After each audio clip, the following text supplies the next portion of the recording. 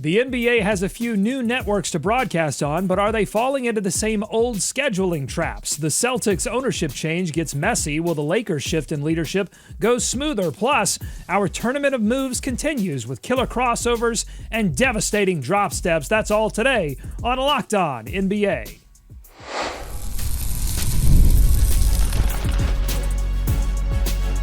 You are Locked On NBA, your daily NBA podcast. Part of the Locked On Podcast Network, your team every day.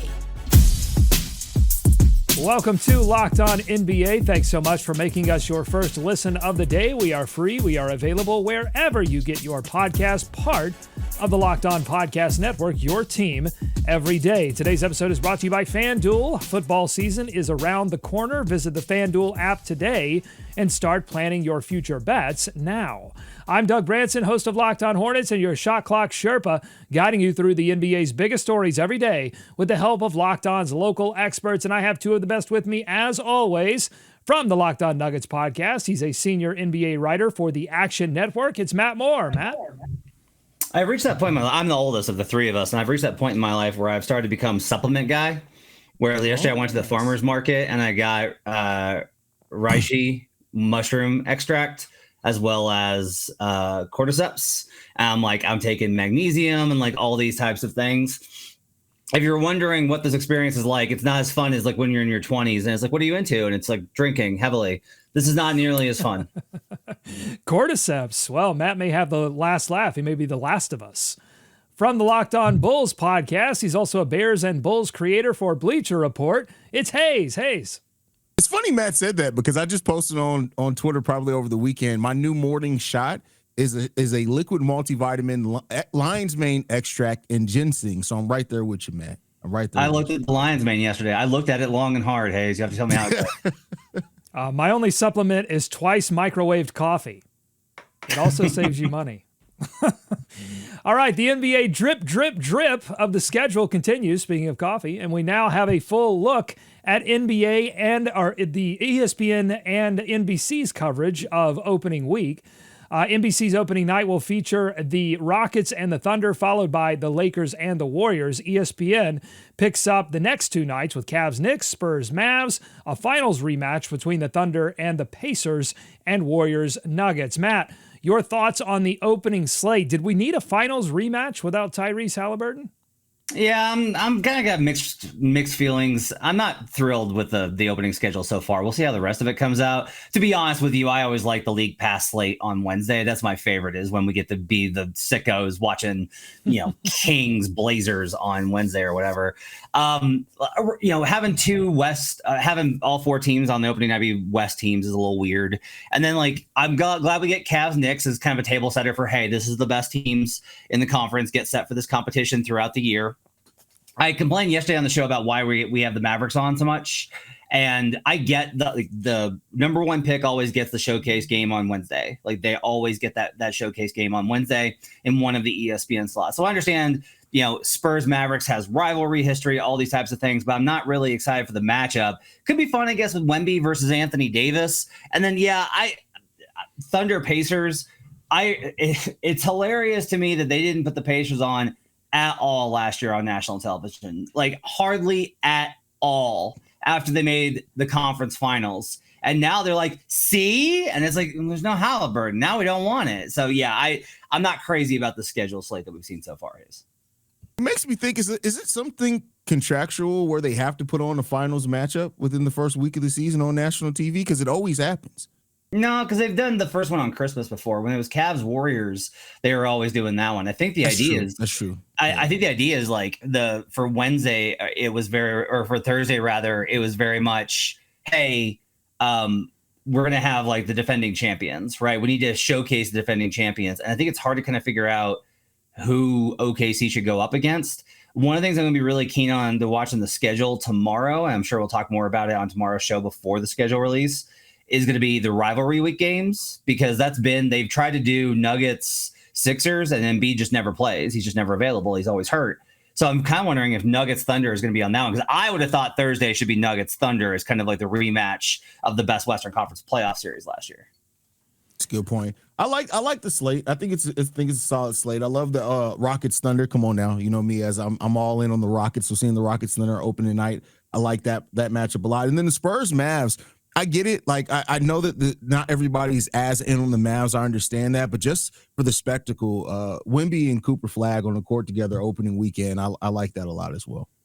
Hayes, if you could swap out one of these teams for another team that's missing, no Minnesota Timberwolves, no Pistons, no Celtics, is there a team that you would swap in that you'd rather see and why? Absolutely. Pistons, Cavs. I think it would be much watch TV for me. Well, the first Monday of NBC Mondays on Peacock.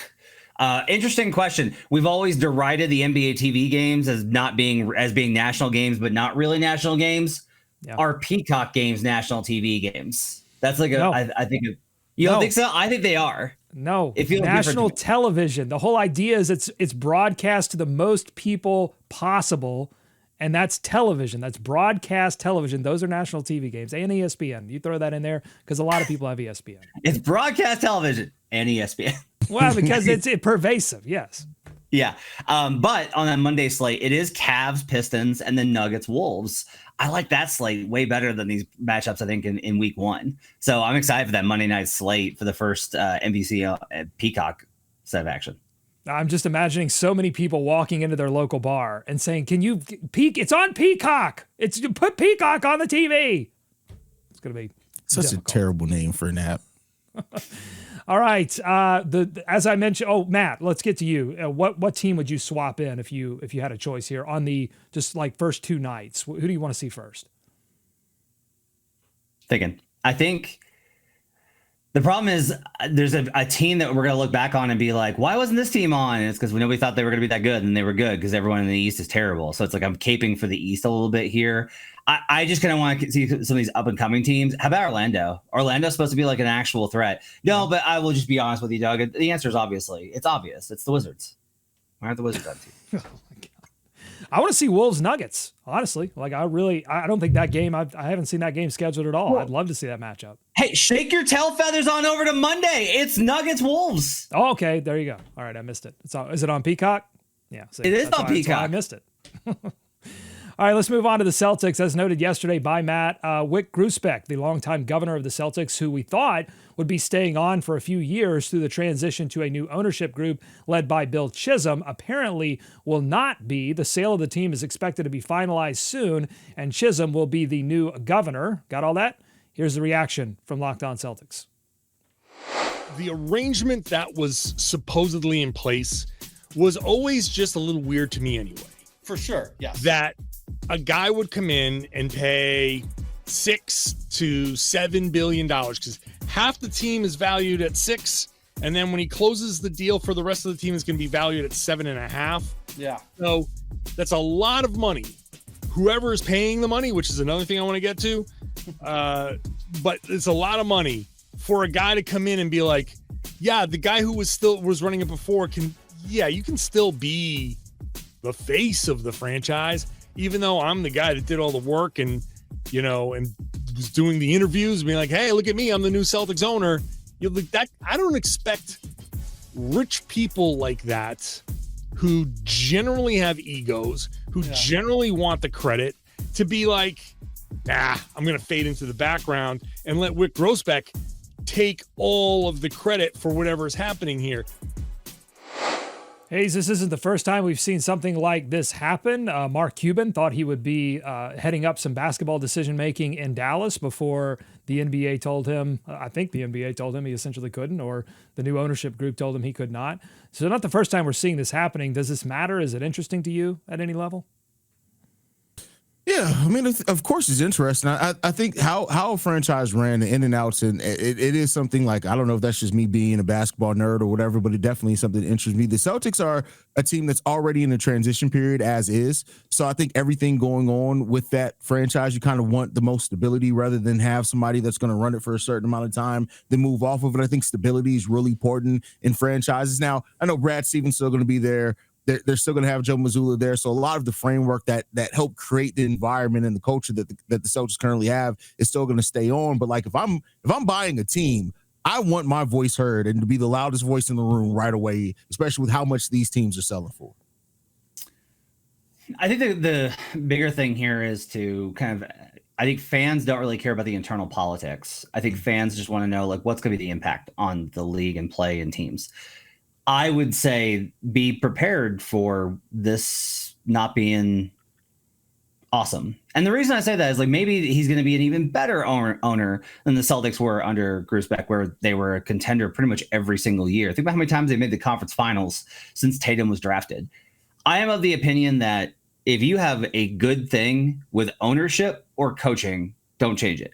Just stick with it, because the grass is not only rarely greener, it's often poison. So I'm very skeptical of what's going to happen here. I'm just always skeptical of new owners coming in. You have to show me you're a good owner before I believe in it. So I think that dynamic is pretty interesting here. The changes in this aren't surprising.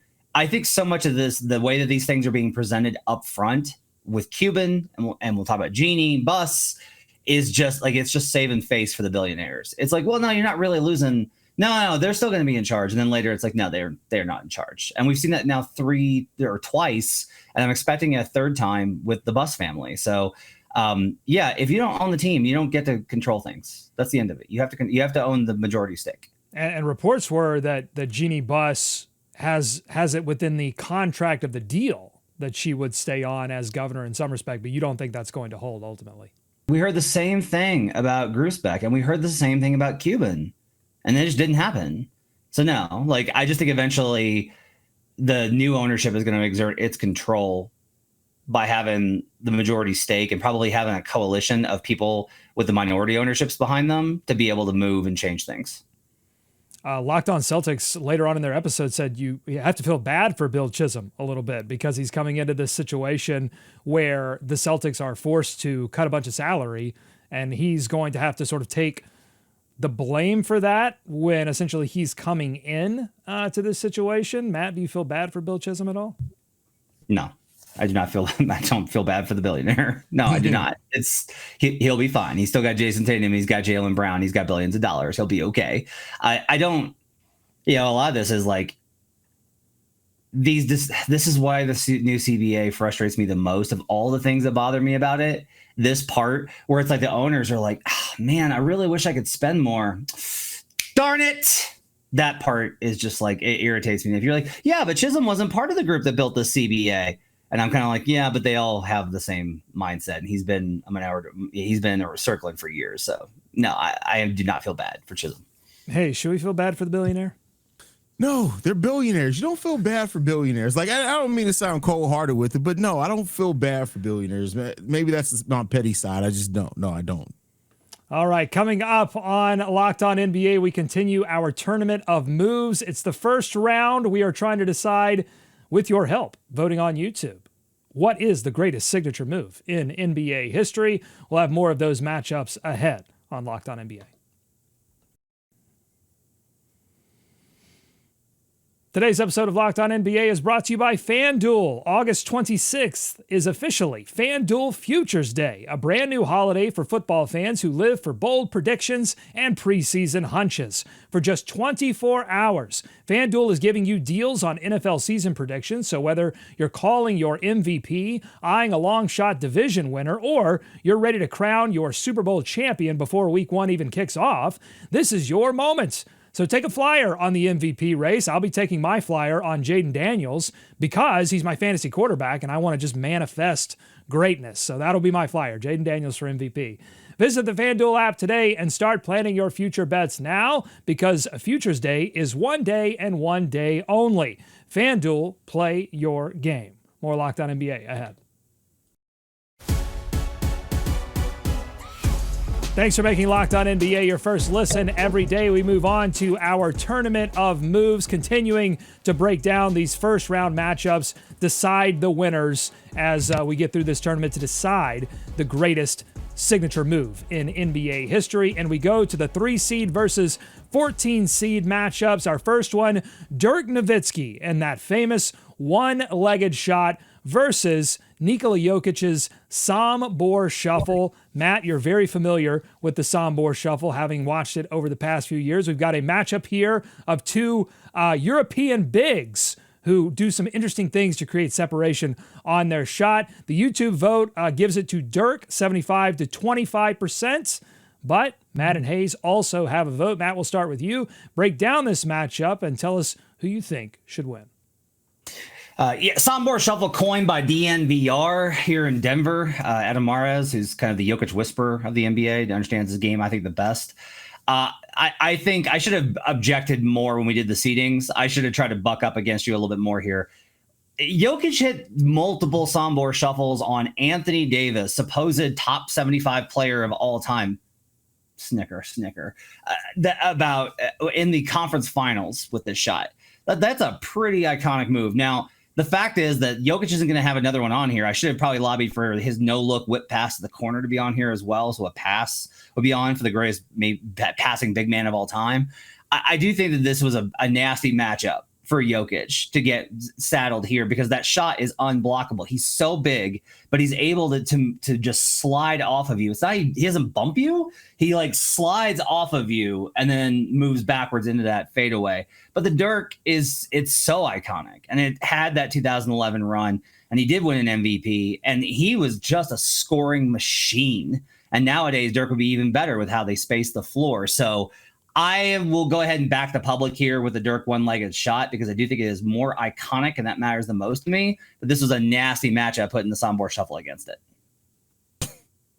Yeah, it is definitely a nasty match. But like, I mean, the Dirk shot, like you said, it's unblockable. Like it's damn near unstoppable as a whole. So like it's going to be a difficult matchup for no matter who's up against the Dirk shot, especially in the first round. Now, as we go on, it's going to get a little bit tougher. But this was always going to be for I don't see any realistic way you could have created a seeding in which this wouldn't have been a landslide in a vote because Dirk's shot is unstoppable. And so because of that, even players who have tried to imitate it have not been able to imitate it because it's such a unique shot based off his specific size and his release point on it as well that just nobody else can imitate that. So Dirk gets the easy vote from me here.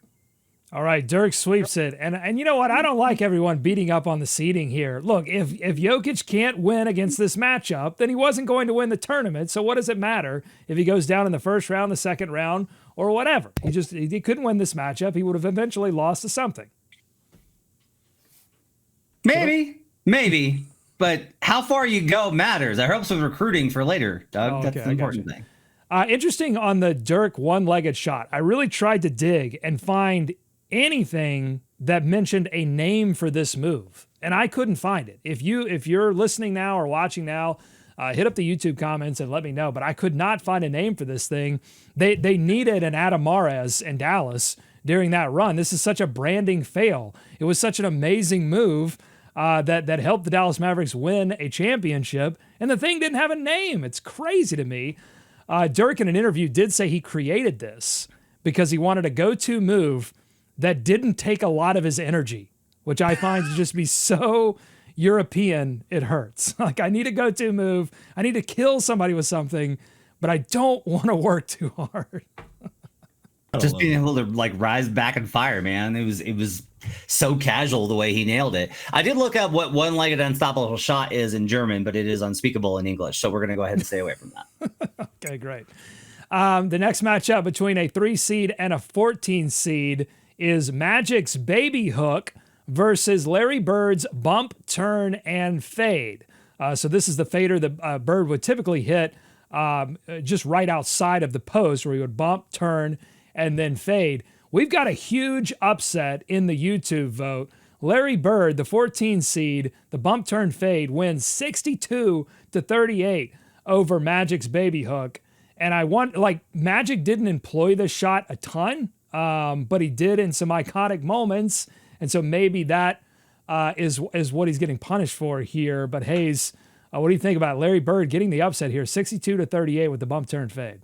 I mean, the thing is that I do think frequency does matter here. Like Magic Johnson's baby hook was great, but I think by nature it was a version of an already iconic move that he did well, but it's not like he went to the baby hook consistently. I mean, I would probably imagine there were probably seasons where we probably only saw the baby hook once or twice in the entirety of the season. Larry Bird's bump, turn, fade was a lot more consistent of a move.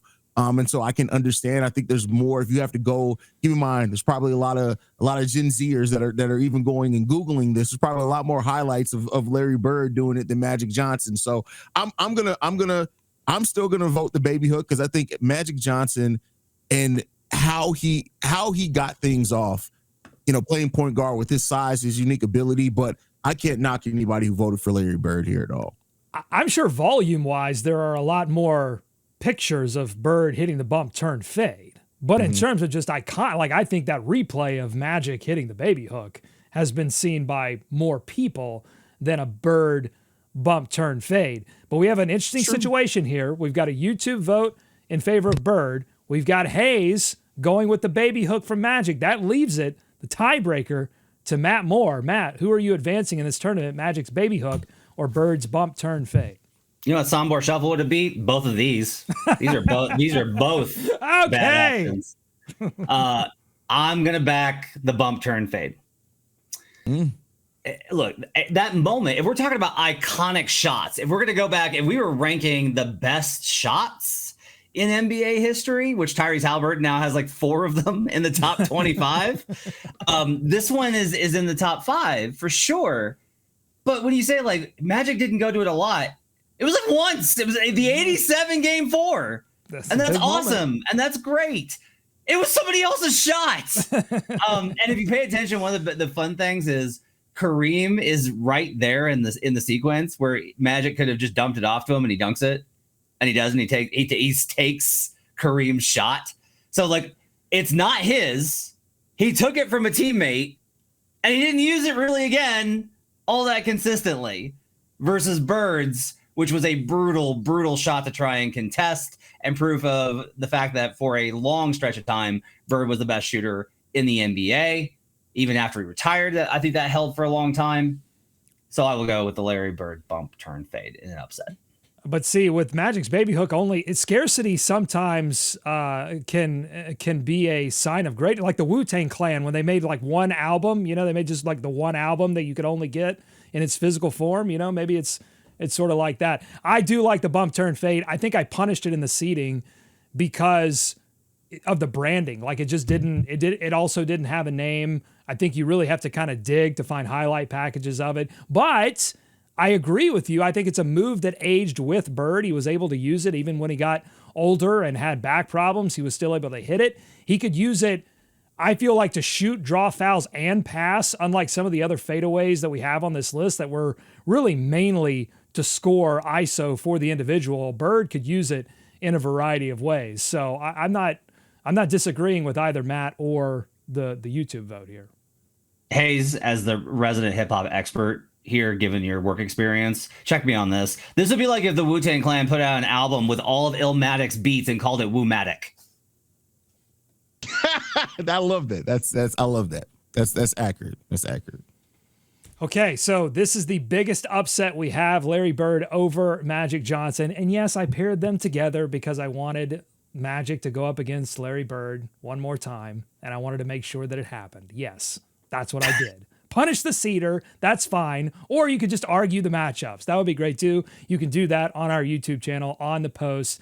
Still time to vote on some of these matchups, but coming up next, we'll move on to the 6-11 matchup. We've got Shaq's devastating drop step versus Giannis Antetokounmpo's maybe equally devastating paint spin move. We've got some killer crossovers versus God's Sham God move. We'll see how YouTube voted. We'll see if Matt and Hayes want to save one of these moves from getting eliminated. That's coming up on Locked On NBA.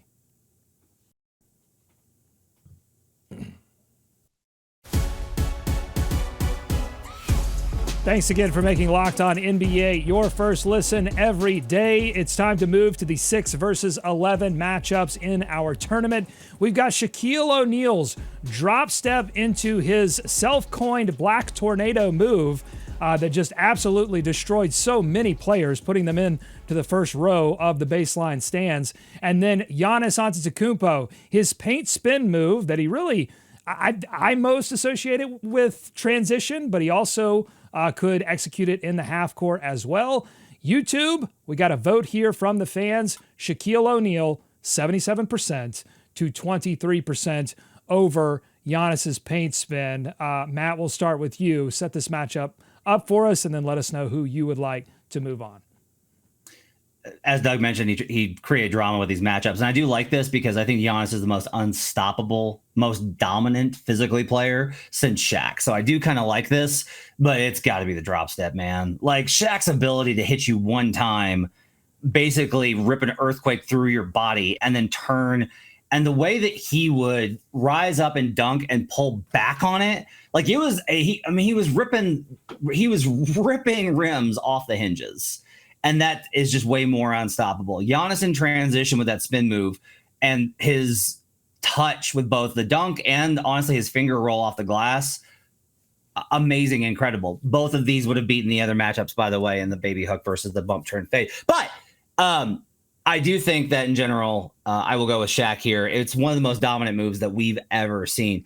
It is very difficult, Hayes, for me to be able to talk about anybody in the course of NBA history that could defend that thing. Yeah, I mean, it's the most physically dominant player probably in league history with a move. And this is one of those times where I sat back and thought, okay, like would Giannis's move be as effective in Shaq's era, and would Shaq's move be more as effective in this era at their primes? And I still came up with Shaq still being more dominant. And that's where my vote's going to go. I think it's still Shaq. I think that move that Shaq did, no matter what era that you put it in, because of his size, his speed, especially when he was younger, and strength, is just unstoppable. So I'd say my vote's still going Shaq here, because I just think even if you want to have the eras conversation and how the games play differently, I still think Shaq's able to do that at the same frequency and dominance that he did back then. Well, I have an interesting question off of that. What do you think Giannis Antetokounmpo would be able to do anything with Shaq's drop step at peak powers? Would he be able to defend it? No. Shaq. Giannis is a big dude. He's a big dude, and Shaq would still cave his chest in, man. I mean, the force that guy played with at his weight was absolutely insane. And like, gotta go real back to the Magic era and like the first 3 Lakers years, but God, the amount of power was unparalleled in NBA history. Hey, do you agree? Yeah, I 100% agree with that. I don't think there's anything, Giannis could probably put up a fight, but there's nothing he could do with Shaq.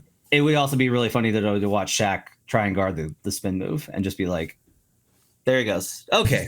Well, yeah, deal with the long strides, the sort of guard skills and the big body. I mean, certainly Shaq near the rim had, not even sneaky athleticism. It was just like athleticism that body should not have had. Yeah. But Giannis is a different story. And that's where these eras conversations always get difficult, because you have to, if you even want to have a fair argument about it, you have to say, all right, you're dropping this player in, and you got to give him like 3 months to like get tuned up to how the game is being played, because Giannis's skills and his body are reflective of what the game is delivering right now, I think. Yeah, I'm with you.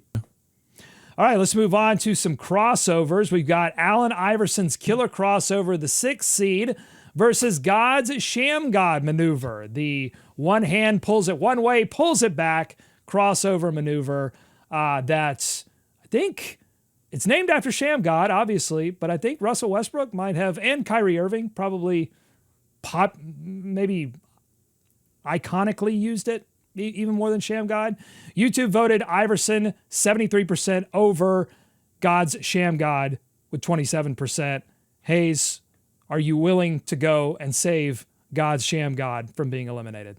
No, and it's a great move, and it's probably more of a conversation that I'm going to give it credit for. Make no mistake about it. I know people. Well, is Iverson's crossover? Is it a carry? Is it? I don't care. I don't care even if it was illegal. The fact that he got away with it for as long as he did makes it even more iconic, in my opinion. Iverson's killer crossover. There were, especially me growing up in that era. I think I was like 8 or 9 years old during Iverson's prime. Everybody was on the playground trying to imitate that move and doing it to a hilarious. It was quite ugly, to be 100% honest with you, but I'm going to vote Iverson's killer crossover here. Yeah, I'm going to go with Iverson as well. I really hope that we get Hardaway advance. Yes. I am remembering that. UTEP two-step moved on. Yep. Yeah, the UTEP two-step. I really want this matchup down the line of these two moves going at each other because they are, and it's really crazy. Some of the research that I found, I'm working on an article based off of our conversations here because I love this exercise Doug came up with so much. But one of the things I think is really incredible is that Hardaway was actually able to get to that crossover in like full speed transition. And that's nuts to me with how fast he was able to get to. But Iverson's, his behind the back, Hayes, like this is a tough one. Do you think Iverson's behind the back or Kyrie's behind the back is better? Ooh, I think Kyrie's behind the back is better. I might agree, which means that we may have messed up by not having Kyrie's behind the back dribble on here. But Iverson was able to get to like the between the legs, behind the back, the way that he was able to flex all those moves. And then if we do want to talk about those iconic instances where you use it more than just the one time, but there is an iconic instance of it, like that's perfection. And he got it on Jordan. Like he got it on Jordan. That to me is an all timer. It's got to be Iverson here. Although the Sham God I think is a really cool move.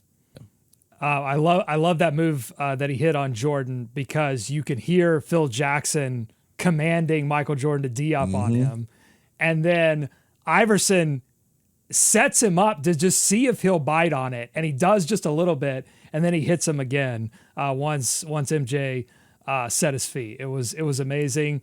I probably have a little bit of an unpopular take on the Sham God. I think it's a little bit more style than substance. I think when I watch even Russell Westbrook and Kyrie hit it, you typically need another move. Like it does give you an advantage over the defender, but you typically need another move to get open, fully open, or get to the basket. Whereas I feel like once Iverson hits, there are so many highlights of Iverson hitting the crossover and someone slide. It looks like they're glitching in a video game. Like they're sliding 15 feet away. I wonder, there's no way to do this. But if I wish they had advanced tracking back then like they do now, because I would love to know the distance a defender moved away after a crossover. It would be Iverson by a million miles. I love this because you're talking about like advanced analytics for ankle breaking. Like Yes. What's the degree of ankle break? If the NBA can do the dunk score, which they debuted last season, we should be able to do degree of ankle breakage. Like how deep is the fracture when you break somebody's ankles like that? Doug, I got one for you since you're passionate about this. Smitty or the Sham God? God, see, I think the Smitty was more effective just in how many baskets it got Smitty.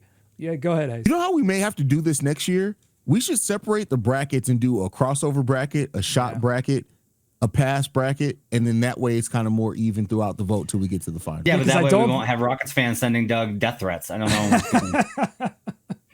I have a family. UTEP two-step is not going to meet Iverson's crossover because it's going up against the Dream Shake. I don't want to telegraph anything, but let's pin it and just have that conversation when it goes up against the Dream Shake. If the UTEP two-step, do your homework, go watch it, everyone, and maybe I'll put that poll up as well. All right, that's going to do it for this episode of Locked On NBA. If you like what you heard today, subscribe to Locked On NBA wherever you get podcasts, including YouTube. Thanks to Matt and Hayes for their expertise every day. Thank you for voting in our Tournament of Moves. You still can on the Final Four matchups that we have to get to tomorrow. Thanks for making Locked On NBA your first listen. Until next time, be kind to each other, and we'll see you right back here tomorrow on Locked On NBA.